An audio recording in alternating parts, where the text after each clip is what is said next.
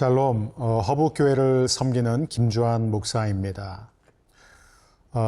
우리가 하나님의 자녀로 살아갈 때 종종 자신의 여건 또 자신의 그런 부족함을 먼저 생각할 때가 있죠. 그래서 하나님께서 분명히 어떤 일에 대해서 말씀하셨는데 그 일을 시작하기 전에 우리는 미리 포기할 때가 있습니다.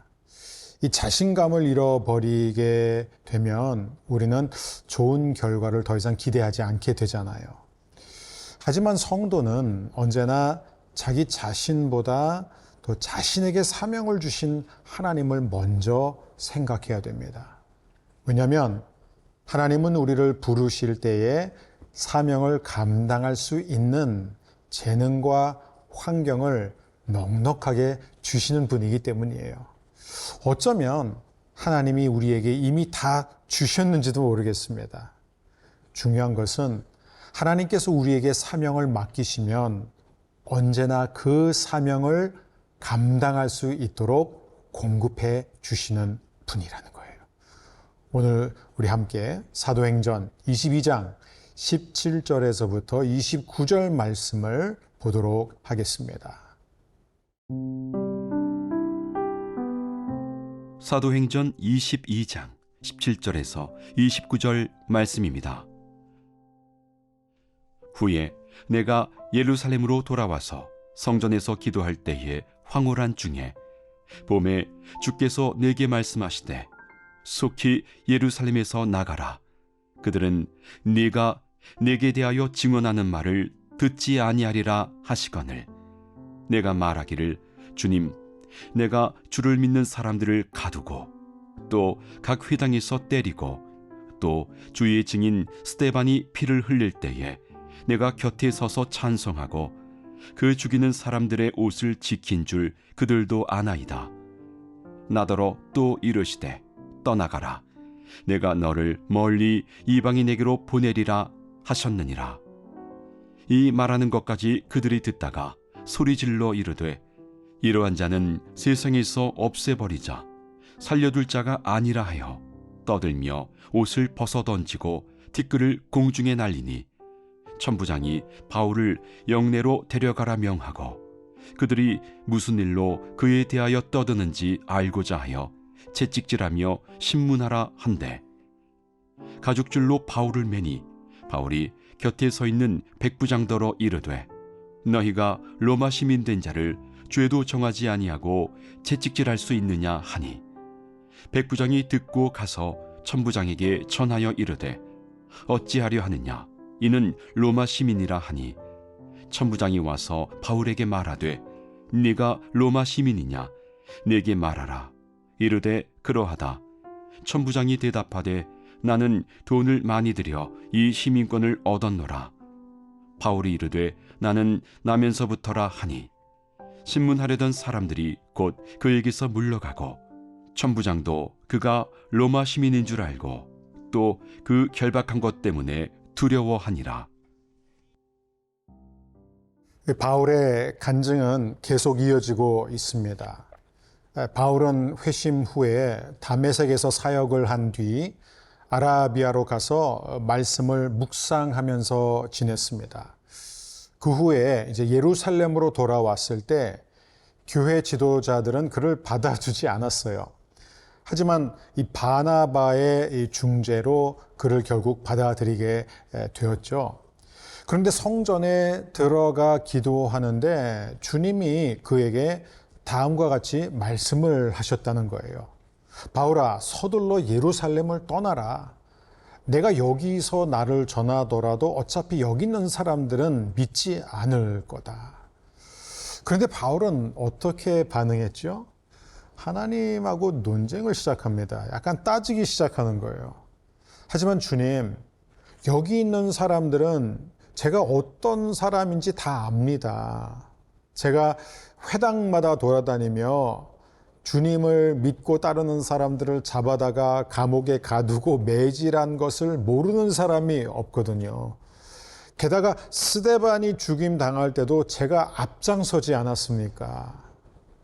이 바울은 유대인들에게 자신이 완전히 새로운 사람이 되었다는 것을 너무너무 보여주고 싶었던 거예요. 그러면 그가 전하는 예수님을 그들이 더 잘 믿을 거라고 확신했습니다. 그래서 어떻게 해서라도 사람들에게 복음을 전함으로써 자신이 그동안 예수님 믿는 사람들에게 끼친 피해, 교회를 핍박했던 것, 특히 스데반의 죽음에 가담한 것에 대해서 사죄하고 싶은 마음이 굉장히 컸습니다. 그런데도 주님은 다시 바울에게 말씀하세요. 예루살렘을 당장 떠나라. 너는 저 멀리 있는 이방 사람들에게로 가라. 그게 21절 내용입니다. 이게 무슨 얘기냐? 바울은 자신이 예루살렘에 있는 유대인들에게 복음을 전하기에 가장 적합한 일꾼이라고 생각했던 거예요.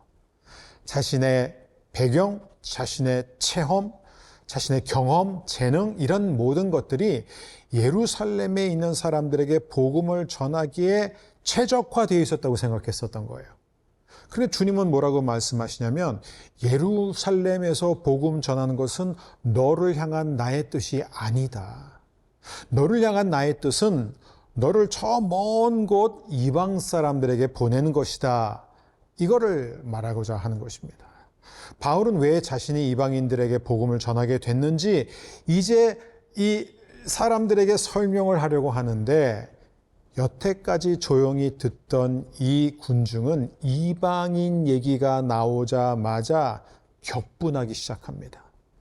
경건한 유대인은요, 이방인들과 어떤 형태로든 상종할 수가 없게 되어 있었거든요. 만일 바울이 이방인이라는 언급만 하지 않았다면 어쩌면 바울의 이야기를 더 들었을지도 모르고 어쩌면 끝까지 들었을 수도 있어요. 바울도 이 사실을 모르지 않았을 것입니다.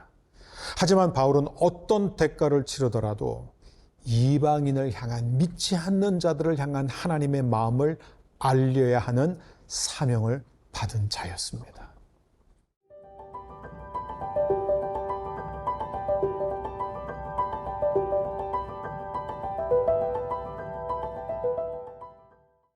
(22절과 23절) 말씀을 보면 이 말하는 것까지 그들이 듣다가 소리질러 이르되 이러한 자는 세상에 없애버리자 살려둘 자가 아니라 하여 떠들며 옷을 벗어던지고 티끌을 공중에 날리니.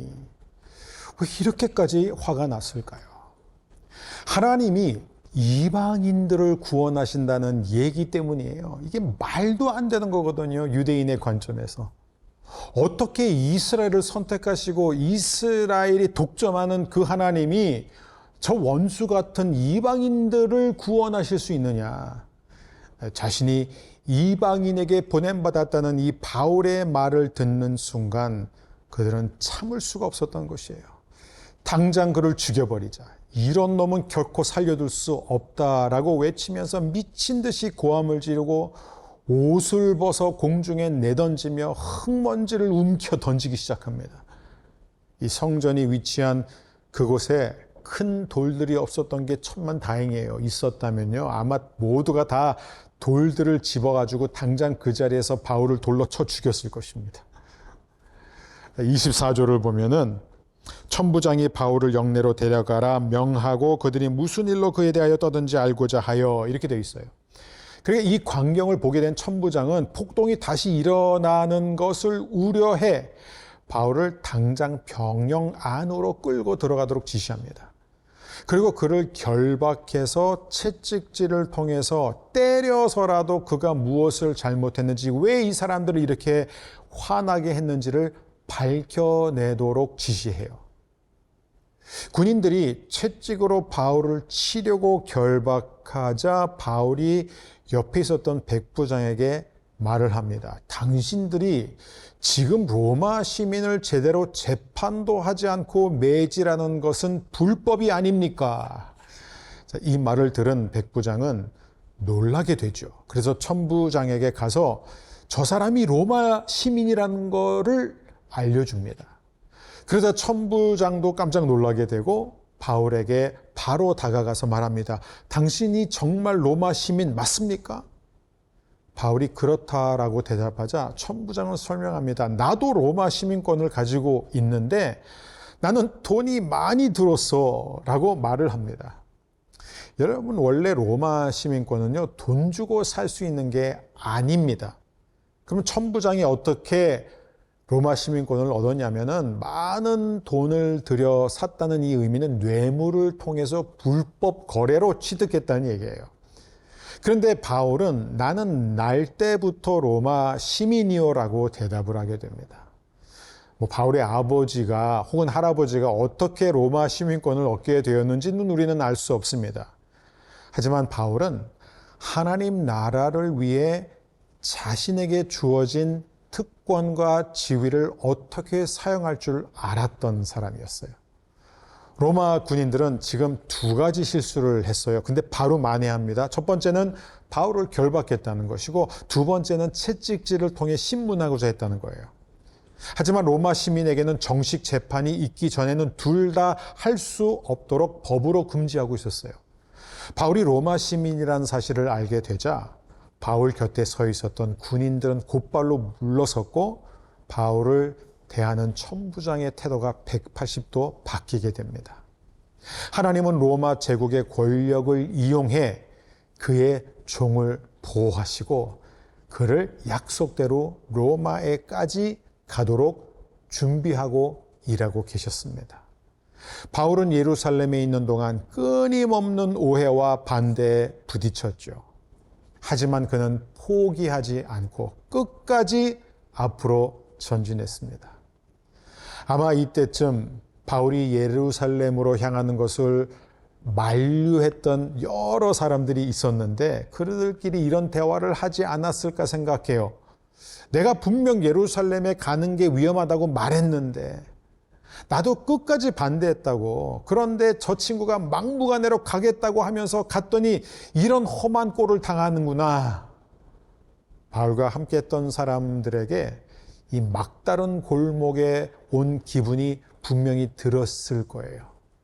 하지만 하나님은 막다른 골목에서도 늘 피할 길을, 살 길을 내주시는 분이십니다. 이제부터 바울은 결박되지 않으면 결코 복음을 전할 수 없는 수많은 개인과 사람들 앞에서 서서 복음을 전하게 될 것입니다. 그리고 하나님의 종은 약속대로 로마에 이르게 돼요. 그런데요, 바울은 단 한 푼도 비용을 지불하지 않습니다. 왜냐하면 모든 여행 경비를 로마 제국이 지출했기 때문이에요. 하나님 나라를 위해 헌신할 때 하나님은 전 과정을 책임져 주시고 공급해 주시는 하나님입니다.